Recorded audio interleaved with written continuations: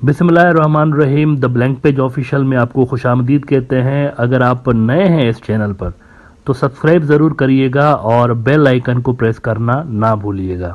आज 9 अप्रैल का दिन है और गुज़िश्ता साल इसी अरसे के दौरान इमरान खान की गवर्नमेंट को गिरा दिया गया था।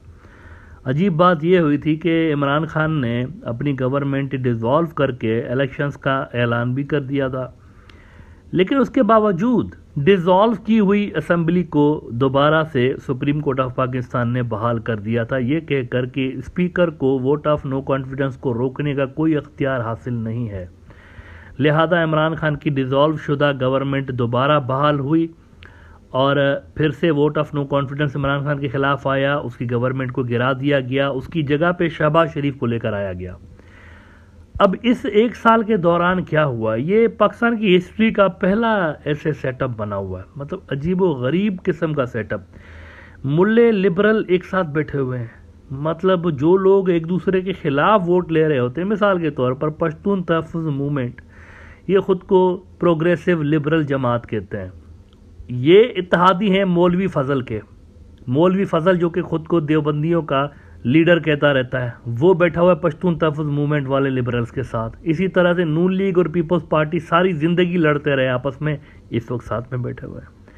अजीब व गरीब किस्म का सेटअप, यानी कि इसी का कोई सर पैर ही नहीं है। हाइब्रिड किस्म का अजीब, यानी इसको एक्सप्लेन करना भी बड़ा मुश्किल है। कोई अखलाकियात इसके अंदर आपको नहीं मिलती, कोई इसके अंदर आपको आइडियोलॉजिकल सिमिलरिटीज़ नहीं मिलती, कुछ भी नहीं है इसके अंदर। लेकिन बहरहाल वो लेकर आया गया पाकिस्तान के अंदर। इल्ज़ाम बाजवा पे लगता है कि बाजवा लेकर आया था। इमरान खान सीधा सीधा बाजवे पे इल्ज़ाम लगाता है कि वो इस सेटअप को लेकर आया था। अब जनाब हुआ क्या है इस सारे एक साल के अंदर, हुआ क्या है इस एक साल के अंदर? ये हुआ है कि इकोनॉमी तो ठप हो गई ना पाकिस्तान की। 6% के आसपास जीडीपी थी, बड़ी इंप्रेसिव जीडीपी। मतलब बड़ी मुश्किल से पाकिस्तान अपने पाँव पे खड़ा हुआ था। 6% की जीडीपी पाकिस्तान की, मुसलसल दूसरे साल ज़बरदस्त एक जीडीपी रही पाकिस्तान की। वो 6% से गिर के अब आ गई है 0.4% पे इस वक्त। और बेल आउट पैकेजेस के लिए पाकिस्तान दरबदर है, कभी आईएमएफ के पास तो कभी किसी मुल्क के पास। और ये भी नहीं पता कि बेल आउट पैकेज मिलेगा तो मिलेगा कब। महंगाई जो है वो अपने तारीख के सबसे बुलंद तरीन शरह पे पहुंची हुई है पाकिस्तान के अंदर। ये अलग से रोला पड़ा हुआ है। यानी कि हर लिहाज पे अगर आप देखेंगे तो ये एक फेल्यूर आपको नज़र आता है। ये जो भी सेटअप बनाया गया, फेल्यूर, टोटल डिज़ास्टर। अच्छा, जिस वजह से सियासतदानों ने और ये बाकियों ने ये सारा सेटअप बनाया था, वो सारी वजूहात भी इन्होंने हासिल नहीं की। सिर्फ इन्होंने ये किया कि अपने जो करप्शन के केसेस थे वो ज़रूर उन्होंने ख़त्म करा दिए। पार्लियामेंट के अंदर कुछ ऐसी कानून साजी कर दी जिससे इनके केसेस ख़त्म हो गए। लेकिन उसके अलावा जो चीज़ें थी, मिसाल के तौर पर जरदारी के लिए कहा जाता है पीपल्स पार्टी के जो को चेयरमैन है कि इन्होंने सदर बनना था, जरदारी सदर नहीं बन सका। मौलवी फ़ज़ल भी उम्मीदवार था सदर का, तो वो भी मौलवी भी सदर नहीं बन सका। बाजवा के लिए कहा जा रहा था कि बाजवा को एक्सटेंशन दी जाएगी, जब ये सेटअप आएगा तो वो एक्सटेंशन भी नहीं हो सकी, उसकी जगह पे आसिम मुनीर बन गया। यानी जो पर्सनल गेन्स के लिए जो टारगेट्स सेट किए गए थे, जिनके बारे में कहा जाता है मीडिया के अंदर, वो अचीव नहीं हो सके। और उसके साथ साथ अगर आप नेशनल लेवल पर देखें, मुल्क के जो इंडिकेटर्स हैं सारे के सारे वो डाउन जा रहे हैं। एक्सपोर्ट डाउन जा रही है। डॉलर जो था वो 170 के आसपास था इमरान खान के दौर में एक साल पहले, इस वक्त 285 287 पे पहुंच गया है। आटे की कीमतें 3 गुना बढ़ चुकी हैं और महंगाई की शरह एज आई सेड कई गुना बढ़ चुकी है ना। इस वक्त जो ये सारा का सारा क्राइसिस है ना, वो अपने ख़तरनाक तरीन मोड़ पे दाखिल हो चुका है। वो यूं कि जो सरकार है सो कॉल्ड लूली लंगड़ी किस्म की सरकार, इन्होंने ओपनली सुप्रीम कोर्ट के ही फैसलों को तस्लीम करने से इनकार करना शुरू किया हुआ है पिछले कुछ दिनों से लेके। ओपनली जजेस के खिलाफ ट्रेंड चलाते हैं और ओपनली कहते हैं कि हम तो नहीं मानेंगे इनके फैसले। फैसला क्या है? फैसला यह है कि असेंबलीज, जो प्रोविंशियल असेंबलीज हैं वो डिसॉल्व हो गई हैं, तो इलेक्शन कराओ। ये इलेक्शन का फैसला है और कॉन्स्टिट्यूशन में लिखा हुआ इलेक्शन कराओ। लेकिन ये कह रहे हैं कि हम नहीं मानेंगे इसको, इलेक्शन नहीं कराएंगे। पीडीएम की जमातें कह रही हैं इलेक्शन इसलिए नहीं करा रहे क्योंकि इमरान खान की जो पॉपुलरिटी है वो बहुत ज़्यादा है। हर सर्वे में वो 2/3 मेजॉरिटी से ज़्यादा हासिल कर रहा है इस वक्त। तो इनको डर है कि अगर ये दोबारा आ गया तो हमारा क्या बनेगा, तो इलेक्शंस नहीं करवा रहे इसी वजह से, इमरान खान को रोकने के लिए। अब लेकिन ये हुआ है कि सुप्रीम कोर्ट ने फैसला दिया था कि फंड्स रिलीज़ करें और सिक्योरिटी दें और ये सब कुछ करें और इलेक्शन करवाएं।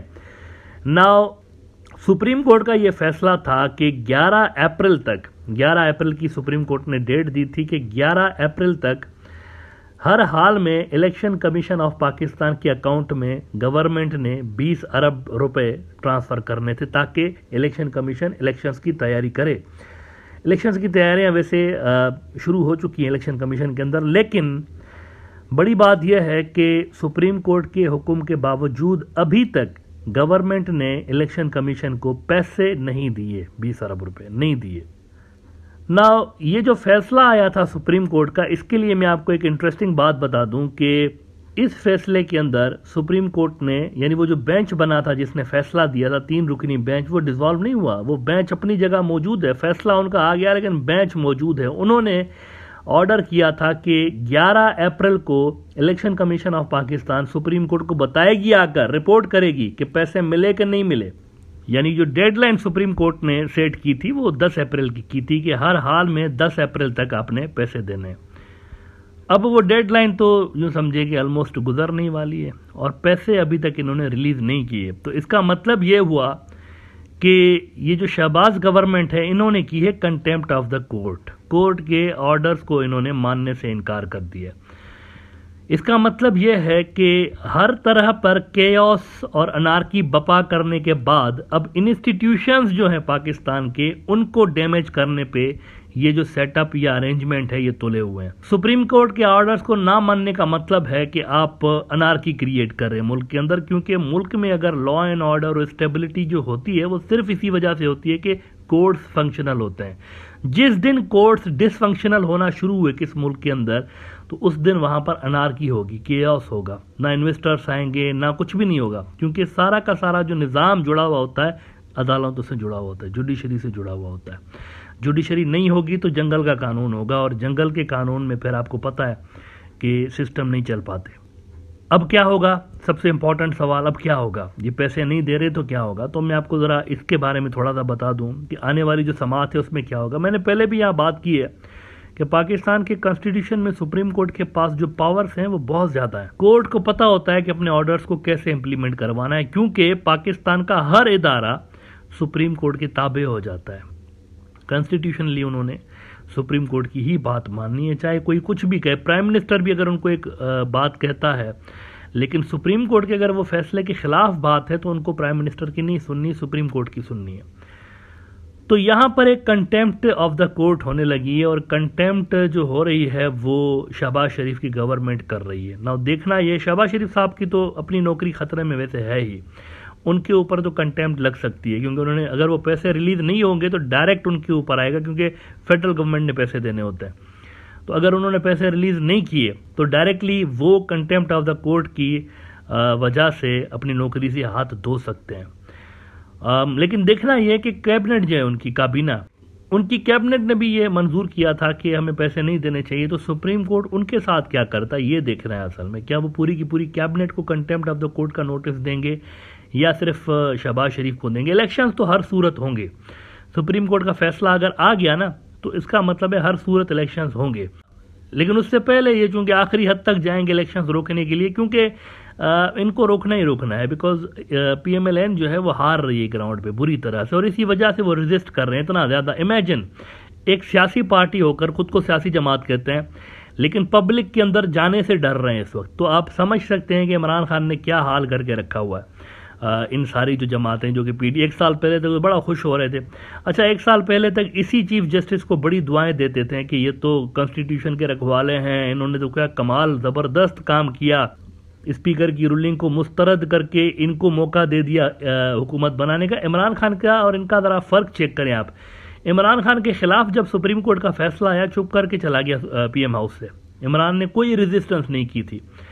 और इनके खिलाफ जब फैसला आया है तो वो फैसले को मानने से इनकार कर रहे हैं कि सुप्रीम कोर्ट का फैसला नहीं मानेंगे। नाउ इसमें शहबाज शरीफ साहब जो है वो डिस्क्वालीफाई हो सकते हैं, सुप्रीम कोर्ट इनको फारिग कर सकती है। इलेक्शंस तो वैसे हर हाल में होने ही है, लेकिन सुप्रीम कोर्ट इनको फारिग कर सकती है। बड़ा इंटरेस्टिंग होगा अगली हियरिंग जो भी होगी पाकिस्तान की, वो नेशनल लेवल पर जो पॉलिटिक्स है, ये तो प्रोविंशियल असेंबलीज के इलेक्शंस का मुद्दा है ना, लेकिन नेशनल लेवल की पाकिस्तान की जो पॉलिटिक्स है उस हवाले से भी आने वाली जो सुप्रीम कोर्ट की समाअत होगी वो बहुत ही इंटरेस्टिंग होगी। जैसे ही उसमें जो नई डेवलपमेंट्स आएंगी तो इसके बारे में मैं आपको अपडेट करूंगा यहाँ पे।